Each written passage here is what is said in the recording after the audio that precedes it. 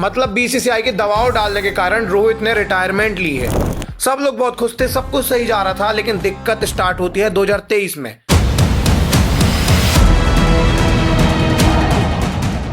Even 2021 के पूरे year calendar में सबसे ज्यादा रन जो रूट ने बनाए थे और उसके बाद रोहित शर्मा ने। और जैसे ये 2019 में टेस्ट में ओपन आए, इन्होंने डबल सेंचुरी मार दी। इसीलिए बीसीसीआई ने बोला कि भाई आने वाली नई डब्ल्यूटीसी के लिए हमें नया कप्तान बनाना पड़ेगा, एक ऐसा कैप्टन जिसे लोग सेल्फलेस कहते हैं। But the genuine hero of this Indian side, the actual man that has changed the culture of this Indian side, is Rohit Sharma. Rohit एक ऐसे बैट्समैन है जिन्होंने टेस्ट डेब्यूट में 177 रन मारे थे और ये गोट है भाई टेस्ट क्रिकेट के। So there it comes, the 5th 100 in one World Cup. No batsman in the history of the sport has done it. It's Rohit Sharma. Rohit Sharma ने इंडिया को टी20 वर्ल्ड कप जिताया है, चैंपियन ट्रॉफी जिताई है, ODI world cup के final तक lead किया है। लेकिन कैसे कई डिकेड के बाद न्यूजीलैंड से हार गए घर के अंदर, बाद में बीजीटी हार गए 10 साल बाद, इसके बाद ये डब्ल्यूटीसी से बाहर हो गए और अभी इसके चलते बीसीसीआई ने दबाव डाला और किस तरीके से रोहित शर्मा ने रिटायरमेंट ले ली। आइए सब कुछ आज की वीडियो में जानने की कोशिश करेंगे। देखिए आज की इस वीडियो में हम समझने की कोशिश करते हैं why Rohit Sharma take retirement from test cricket.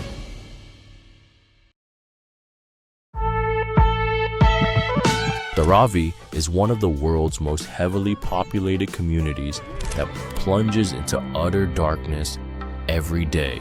But one win is here to change that. We brought solar lamps to over 1,000 people across Dharavi, making a promise of a better life and better tomorrow for these people. देखिए कहानी की शुरुआत 2013 में हुई थी जब रोहित शर्मा का test debut हुआ था। इससे पहले उनका ओडीआई और टी20आई में डेब्यू हो चुका था। इवन इनका टी20आई डेब्यू तो 2007 में ही हो चुका था और बाद में ओडीआई में आते हैं और हालत ये हो जाती है 2013 में ओडीआई में डबल सेंचुरी मार चुके थे, तब जाके इनका टेस्ट में डेब्यू हुआ। अब टेस्ट में इनका डेब्यू इसलिए नहीं हो रहा था क्योंकि उस समय इंडियन टीम में इनकी जगह बन नहीं पा रही थी। उस समय कमाल के खिलाड़ी थे और सब लोग रोहित शर्मा को फास्ट फॉर्मेट का प्लेयर देखा करते थे। बट जैसे ही रोहित शर्मा का टेस्ट में डेब्यू हुआ, पहला मैच इनका वेस्ट इंडीज से होना था और यहाँ पे वेस्ट इंडीज ने 234 रन बनाए थे। वेस्ट इंडीज ने इतना सा स्कोर बनाया और इसके चेस में जब इंडिया आई तो रोहित शर्मा ने अकेले 177 रन मारे डेब्यू मैच में। Well played, Rohit Sharma. Rohit ने टेस्ट के डेब्यू में ही 177 रन मार दिए। बाद में 2013 के अंदर रोहित शर्मा 2 टेस्ट खेलते हैं और दोनों टेस्ट में 2 सेंचुरी मार देते हैं। अब जैसे ये 2 सेंचुरी मारते हैं सबको समझ आ जाता है कि ये टेस्ट के भी खिलाड़ी और इनको टेस्ट में भी लगातार मौके देने चाहिए। पहले इनको लगातार मौके दिए गए, 2013 के बाद ये 2014 में भी खेलते रहे, 2015-16 में भी। बट दिक्कत ये थी कि ओडीआई और टी20आई में ये ओपन आते थे और टेस्ट में इनकी पोजीशन फिक्स नहीं थी। एक बैट्समैन जो टी20आई ओडीआई का गोट है, टेस्ट में उसकी पोजीशन फिक्स ही नहीं थी एज अ ओपनर। एंड इसका कारण ये था कि इंडियन टीम में इनसे बेहतर ओपनर थे टेस्ट के लिए जो सिर्फ टेस्ट खेला करते थे।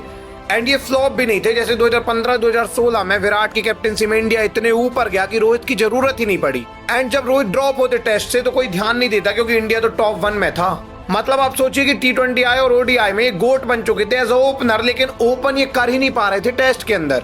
बट 2017 का समय आया और इस समय टेस्ट में काफी रन बनाते हैं, इसलिए 2018 में भी इनको मौके दिए जाते हैं। एंड जैसे ही 2018 के बाद 2019 आया, यहाँ पे डिसाइड किया गया कि यार रोहित को ओपन भेज के देखा जाए, क्योंकि रोहित शर्मा टेस्ट को छोड़ के ओडीआई और टी20आई में तो इतने खतरनाक ओपनर है कि उनके बराबर कोई दुनिया में नहीं खेलता।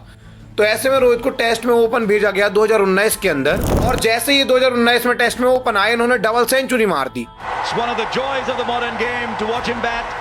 तो पहले ही मैच में डबल सेंचुरी मारने के चक्कर से इनको लगातार ओपन भेजा जाने लगा और इन्होंने बहुत रन मारे। 2019 में इन्होंने 50 के एवरेज से रन बनाए टेस्ट में। बाद में 2020 में तो कोविड था, लेकिन 2021 जैसे ही आया इन्होंने 11 मैच में 906 रन मारे 2021 के अंदर। इस समय इनका एवरेज जो था वो 47.11 का था। इवन 2021 के पूरे ईयर कैलेंडर में सबसे ज्यादा रन जो रूट ने बनाए थे और उसके बाद रोहित शर्मा ने। एंड ये मैं टेस्ट की बात कर रहा हूँ क्योंकि ओडीआई में तो ये हमेशा ऊपर ही रहते थे, लेकिन टेस्ट में ऐसा पहली बार हुआ था जब ये पूरे ईयर कैलेंडर में टॉप में थे।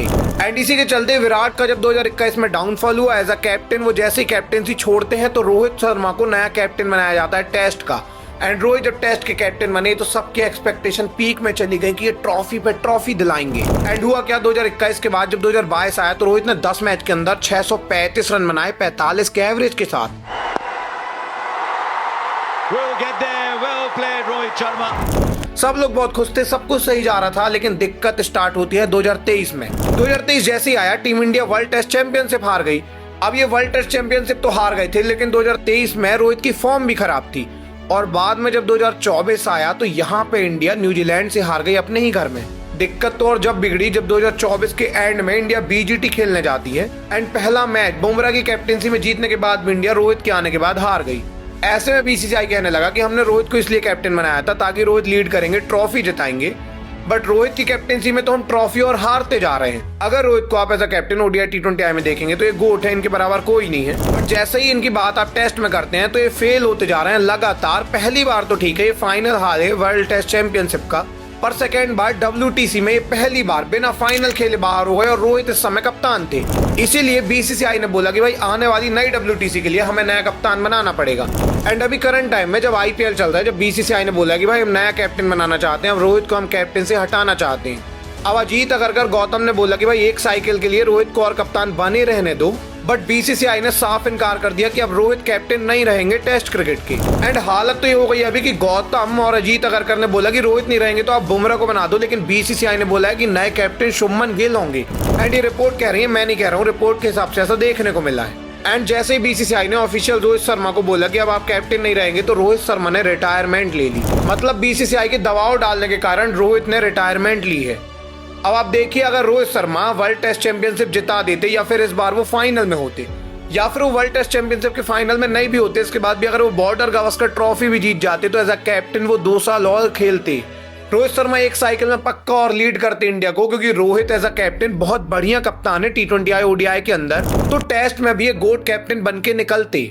बट दिक्कत यहीं से स्टार्ट हो गई कि टेस्ट में लगातार फ्लॉप रहे। जब से इन्होंने टेस्ट कैप्टनसी ली है इंडिया ने कुछ जीता ही नहीं, और इसीलिए बीसीसीआई ने इन पर दबाव डाला और ये रिटायरमेंट ले चुके हैं। अब देखिए, इनकी एज ज्यादा थी, गलत डिसीजन नहीं है, लेकिन बात यही है कि अगर बीसीसीआई इन पर दबाव नहीं डालती तो ये 2 साल तो कम से कम और खेलते, लेकिन वो करियर अभी ही एंड हो गया।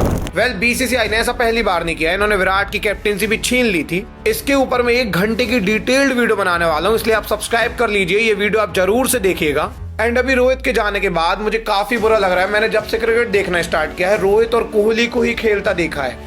एंड अभी रोहित शर्मा जब रिटायरमेंट लेते हैं तो मुझे जैसे ही खबर पता चली लिटरली मुझे रोना आ गया था। आपको इस खबर से रोना आया नहीं, कमेंट सेक्शन में जरूर से बताइएगा। मिलेंगे किसी अगली वीडियो में, तब तक के लिए धन्यवाद।